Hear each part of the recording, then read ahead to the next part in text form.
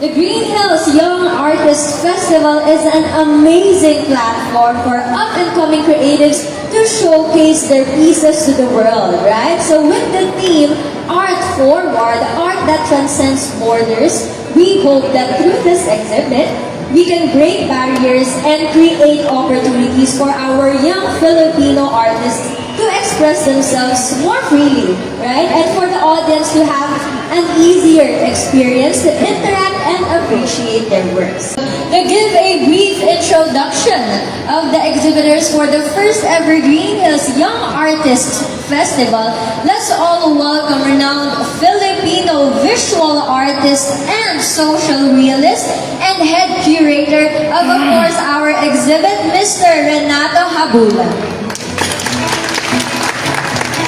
Magandang hapon po sa inyong lahat. Kinakarangal ko pong ipakilala ang mga artists kasama dito sa exhibitors natin dito sa kauna-unahan Green Hills Young Artists Festival. May we have the representative of Povers and Friends, Ian Kinoy. Ian Kinoy.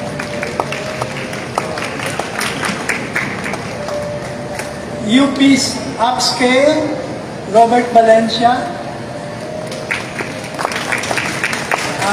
Representative from Tribe Art, Christopher Brasileños. Representative from Tambayan Art Space, Tom Dakiwag.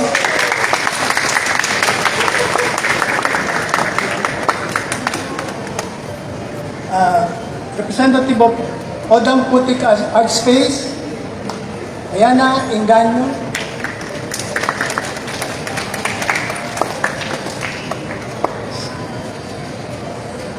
Representative from Lunduyan, Christopher Fernandez. Representative from Bridges, Jed Alarga. And representative from Balayon, Ben Albino. Panimalay, representative Tyron Espinosa. Kita ko pa ng Tyron.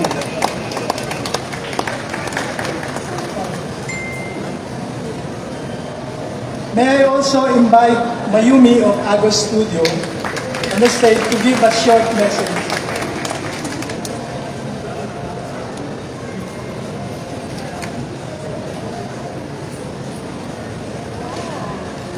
Good afternoon, everyone.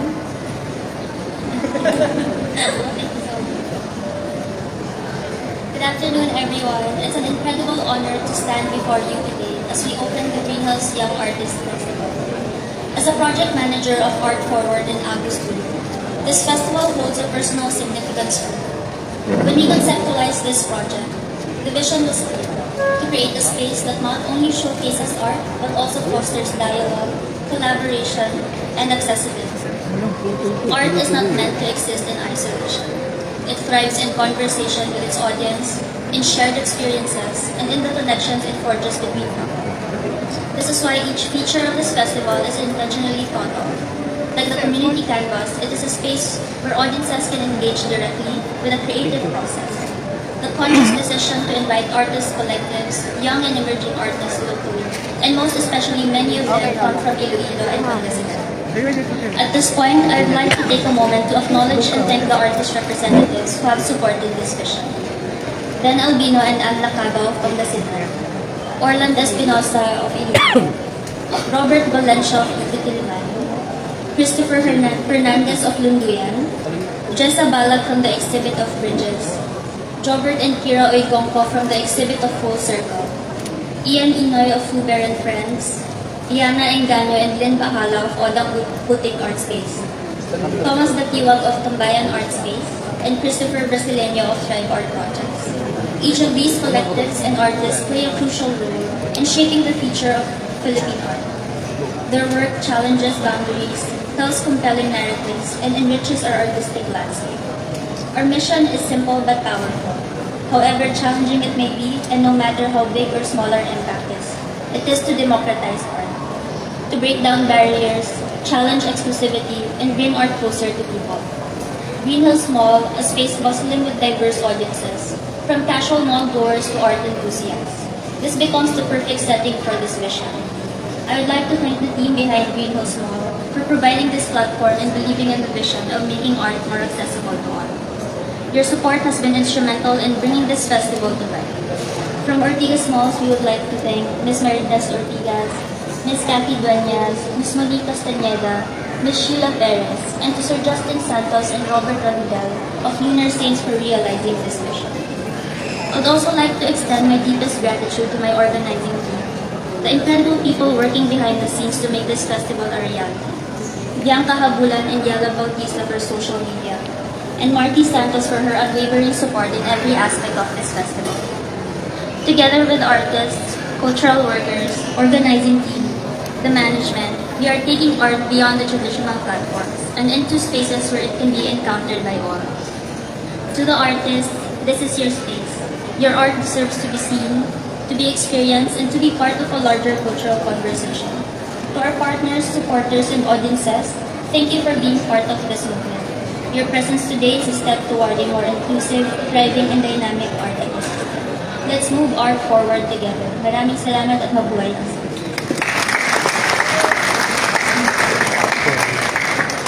Pasensya na po kayo sa lolo ninyo, ha? Tulad ng apelyido ko, may ihahabol po ako. Gusto ko pong tawagin sa stage yung full circle. Bunch yung pinakita ko sa inyo kanina from Iloilo. Ang kanilang mentor, si Marge Chavez. Please come up to the stage, Marge. And another mentor is Kat Malasarte. At ang kanilang protege, ang mentee, si Kyra Oigonco. Please come up to the stage. Maraming salamat.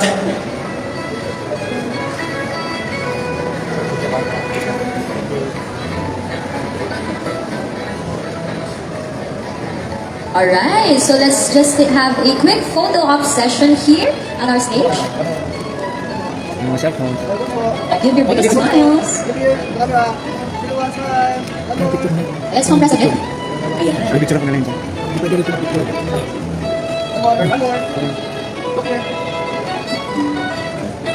Alright, smile and wave. Thank you so much, Mr. Renato Hablan and Miss Mayumi, and to all our participating artists for coming together and bringing to life the Green Hills Young Artist Festival.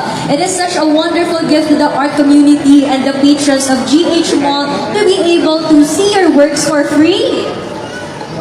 You know, what a treat, right? So, that's right, the Green Hills Young Artist Festival is free for everyone. And so we are inviting you all to visit our exhibit starting today, Feb 12 until the 26th. Aside from looking at these beautiful artworks, we will also be hosting several fun and exciting workshops. And to learn more about our upcoming events, make sure to visit our Facebook and Instagram pages at GH Young Artists Festival. So don't forget to tag us and use the hashtag GH Young Artists Festival when you share your experiences from today's festivities online.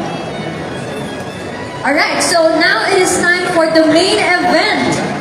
To formally open Green Hills Young Artists Festival, may I please call on our distinguished guests to join us for our ceremonial brush stroke here at the community mural. Ito po, dito. Alright.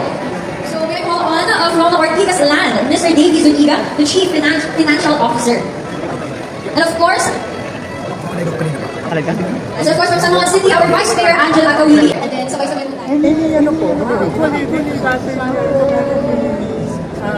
mural, you can make a graffiti, you can make art, you can make an image na gusto ninyo. Alright.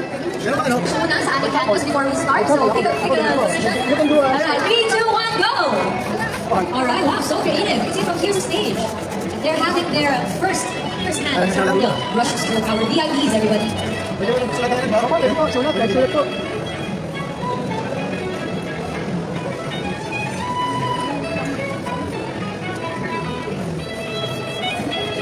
And indeed, art has no limit.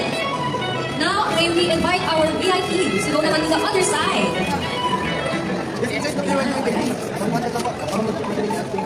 You can see pics here, yellows, may blue, may red. Art has no limit. You can see the creativity of our VIPs. Touch mo yung canvas, guys. Touch yung canvas. Over here. Sige, man po. Ready? Ito, once man. Alright. Why smile for VIPs? The creativity that they're giving to us, and of course, the one and only Mr. Renato. Okay, so to our distinguished guest VIPs, and invite you on stage as we do a series of photo op with our participating exhibitors. Starting with our VIPs, please. I'm ready. Look here, everyone. 3, 2, 1, smile. One more po for the video lang. Alright, one more. One more for the video. Ready, 3, 2, 1. Saba ka nung naka-okay. Saba ka niyan, Bobby. And one wave for the video, please. Last mo tampak for the photo. Okay, everyone, look here. 3, 2, 1, smile. Okay.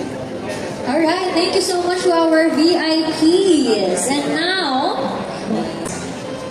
and Odang Putik Art Space, Tombayan Art Space as well, and Tribe Art Projects on stage, please. Dunduyan, Bridges, and Full Circle. And of course, the VIPs of Pooh Bear and Friends and Odang Putik Art Space. We also have, of course, Tombayan Art Space and Tribe Art Projects with us.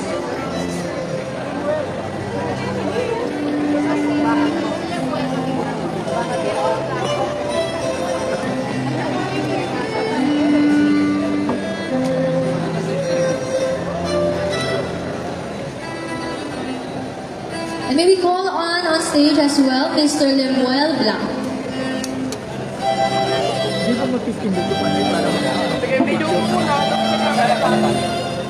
Kung recorded, pwede. Sa akin, nakita mo may daw. Ito hindi. Wala ako maano. Wala ako